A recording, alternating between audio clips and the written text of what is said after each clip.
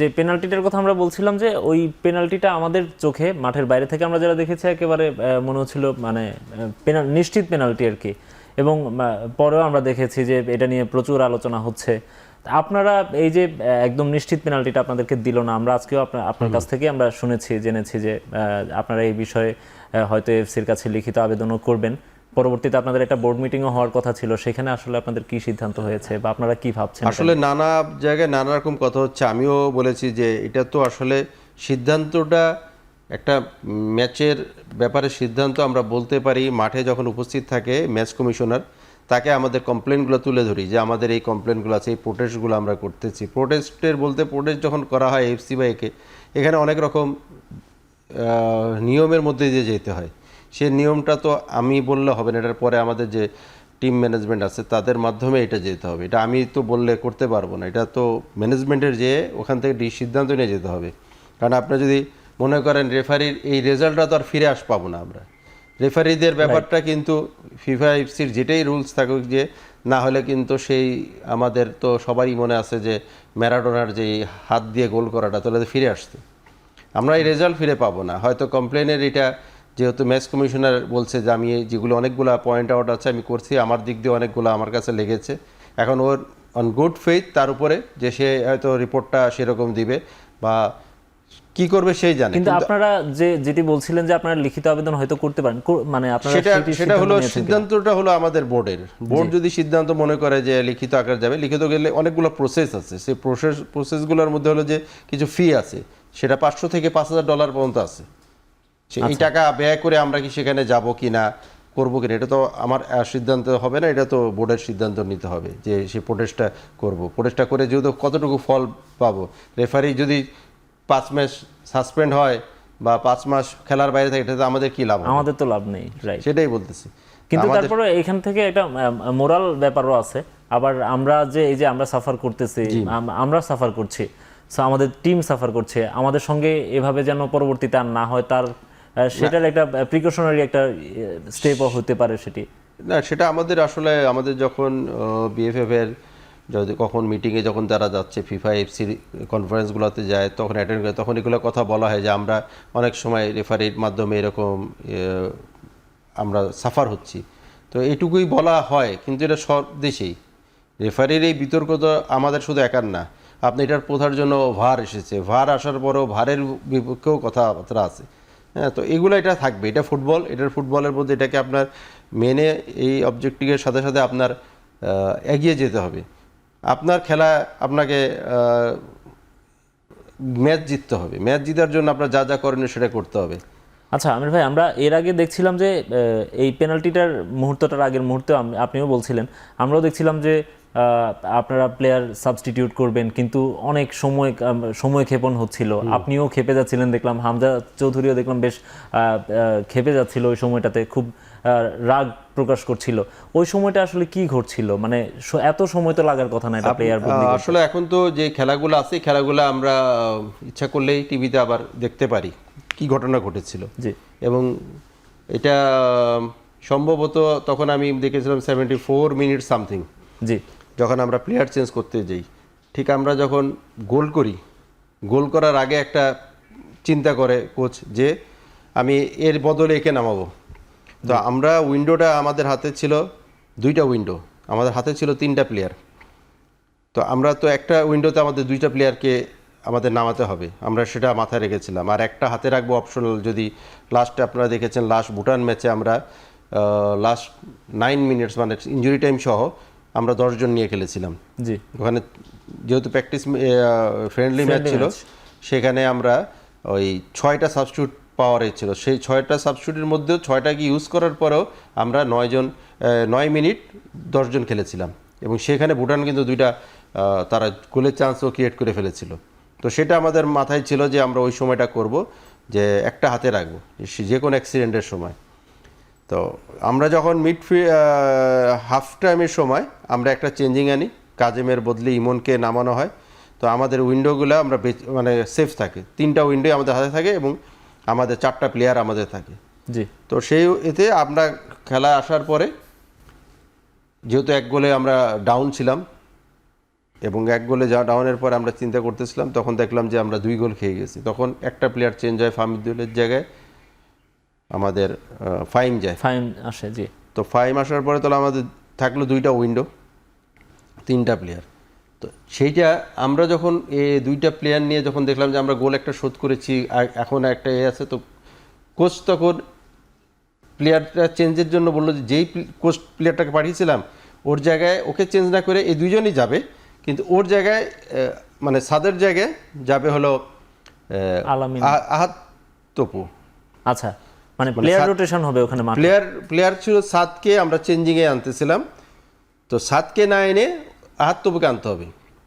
আচ্ছা, তো okay fine, এটা তো যে কোনো মানে এটা তো যারা ফুটবলের রুলস জানে তারা জানেই যে যে কোনো সময় প্লেয়ার না ঢোকা পর্যন্ত আমাদের আছে, এটা আমরা করতে পারবো। তো উনি যে 4th রেফারি যিনি ছিলেন উনি বলতেছে যে না তোমরা আসো না, আমরা আগে আসছি, তার আগে তুমি সিঙ্গাপুরের প্লেয়ারকে নিয়ে চলে গেলা, তোমাদের এখানে যদি ডিজিটাল বোর্ড থাকতো তুমি কুইক করতা, এখানে তো হাত দিয়ে করতে হচ্ছে, তো তোমার দেরি হচ্ছে, আমাদের তো এই দেরিটা আমাদের হচ্ছে না, এই টাইমটা কি তোমরা ধরবা কিনা, টাইমটা ধরো। তো সে ধরে বলতেছে একটা প্লেয়ার দিয়ে বলতেছে যে তোমরা আরেকটা চেঞ্জ করতে পারবা না, তোমরা আরেকটা উইন্ডো ইউজ করো। আমি তোমার কথা কেন উইন্ডো ইউজ করবো, আমার তো এই উইন্ডোতে আমি 2টা করবো। এটা নিয়ে তার সাথে হচ্ছিল, ওই জানা তুমি পারবা না, পারলে তোমরা যেটা আগে যেটা বলতেছিলে ওই 7 আর 22 সেটা আমি না, ওটা তো কেটে দেওয়া হয়েছে এবং ওখানে 7 আর 2 দেওয়া হয়েছে। তুমি এটা বললে তো হবে না, 7 আর 2 দেওয়া হয়েছে। এখন যদি মনে করো 7 আর 2 তুমি না দাও, 7 ঢুকবে 2 আউট হবে। তুমি যদি এটা না দাও, তুমি বলতে 7 আর 22ই করতে হবে, সেটা তো না। এখন যদি আমার গোলকিপার ইনজুর্ড হয়, আমি তো এই প্লেয়ারই নিব না, রাইট। আমি তো এই প্লেয়ারটাকেও চেঞ্জ করে আমি চিন্তা করবো যে আমি গোলকিপার নামাবো। আমার যদি হামজাকে চেঞ্জ করতে হয়, তাহলে তো আমার মনে করি হামজা একটা ইনজুর্ড হয়েছে বা কোনো কিছু হয়েছে, তাকে আমার আল্লাহ না করুক কে যদি করতে হয় তখন তো করতে হবে। তো তুমি এটা তো আমি ভিতরে ঢুকাইনি। উনি ছিলেন ইন্দোনেশিয়ান, আর ভিতরের যারা ছিল তারা ছিল ফিলিপাইন। ফিল্ড রেফারি লাইসম্যান ছিল আর 4th রেফারি ছিল হলো ইন্দোনেশিয়ান।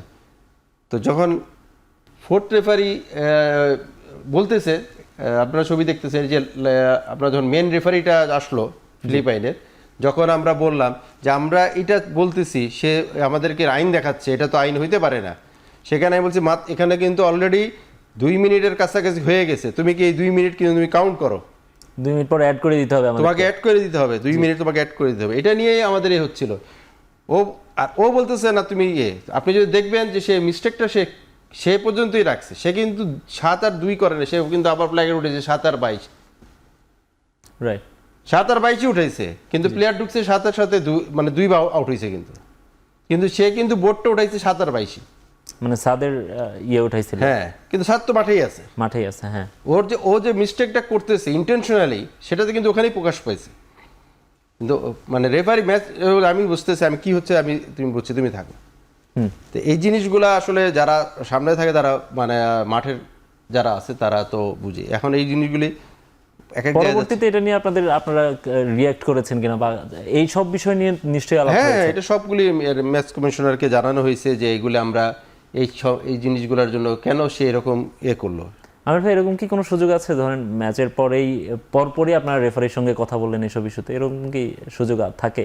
না, এগুলো থাকে না, এটা ম্যাচ কমিশনারকেই কমপ্লেন করতে হয়, অফিশিয়ালি কমপ্লেন করতে হয়, মানে ওটা বলতে হয়, উনি ওনার যে রিপোর্ট আছে রিপোর্টটাই দেয়। আর যেটা হলো প্রোটেস্ট করলে তো সেই প্রোটেস্টটা করাই যায়, কিন্তু সেই প্রোটেস্টে তো আপনার রেজাল্ট ঘুরে না কখনোই। তার মানে আমরা আমাদের হোমে হচ্ছে পার্শিয়াল আচরণের শিকার হলাম, এরকম কি?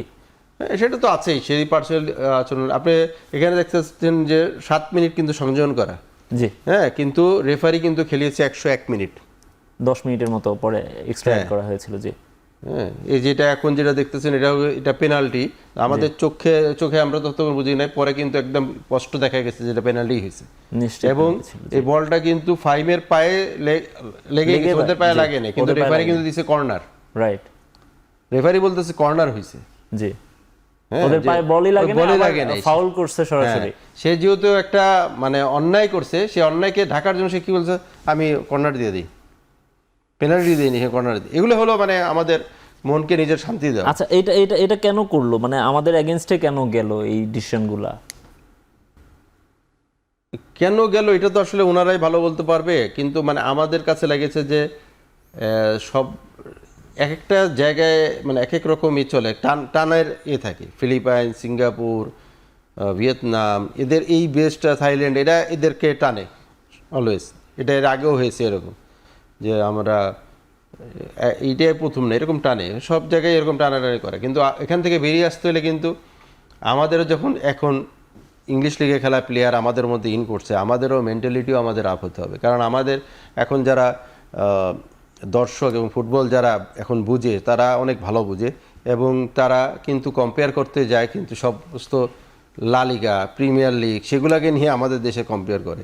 কিন্তু আমাদের দেশের অবস্থানটা, কাঠামোগুলো আসলে আমরা যে মাঠে আমাদের ফুটবল খেলা হচ্ছে, লিগ খেলা হচ্ছে, সেইগুলো যদি ডেভেলপ না করতে পারি, সেখানে যদি খেলার কম্পিটিশন না বাড়ে, ক্লাব লেভেলে আচরণ না বাড়ে, তাহলে আমাদের এইগুলো আমাদের শুনতেই হবে। কিন্তু সেটা আমি বুঝলাম যে আমরা হয়তো বা একটু লোয়ার র্যাঙ্ক টিম বলে হয়তো এই ধরনের আচরণ আমাদের সহ্য করতে হয়েছে, কিন্তু আলটিমেটলি মাঠে তো এই ধরনের পক্ষপাতমূলক আচরণ করার সুযোগ তো নেই, তাই না? অ্যাকর্ডিং টু রুলস এই সুযোগ তো থাকে না, সুযোগ থাকে না। আপনি যখন আস্তে আস্তে আপনার যখন এই ভ্যালুটা বাড়তে থাকবে, আপনি যখন এরকম আরও খেলা খেলতে থাকবেন, কম্পিটিশন বাড়বে, তখন আপনার আরও সবার সাথে যখন আরও আপনি যাবেন, তখন এমনিই পাশাপাশি আপনাকে অনার করবে। আপনার কিন্তু আমরা যে লাস্ট শিলং ম্যাচে আমরা মানে ইন্ডিয়াতে খেলা যেটা হলো ইন্ডিয়ার সাথে, সেখানে কিন্তু রেফারিরা আমাদেরকে, আমি এরকম রেফারি কখনো দেখি না ইন্ডিয়ার ম্যাচের সাথে, যে ওনারা বাইরের রেফারি, ওনারা যেভাবে আমাদেরকে রেসপেক্ট করেছে, সেই রেসপেক্ট হলো মানে অন্যরকম। যে খেলার পরে বলছে যে হামজার থেকে একটা অটোগ্রাফ দাও। আচ্ছা বাবা, এটা বিশাল ব্যাপার। তো নট অনলি সে শ্রীলঙ্কার ম্যাচ কমিশনার ছিল শিলংয়ে, সে অটোগ্রাফ নিছে তার ছেলের জন্য, হামজার সাথে ছবি তুলছে। তো এগুলো তো আমাদের আস্তে আস্তে ভ্যালুটা বাড়তেছে, এবং এই বাড়াটাকে আমাদের আরও করতে হলে আসলে আরও অনেক কাজ করতে হবে।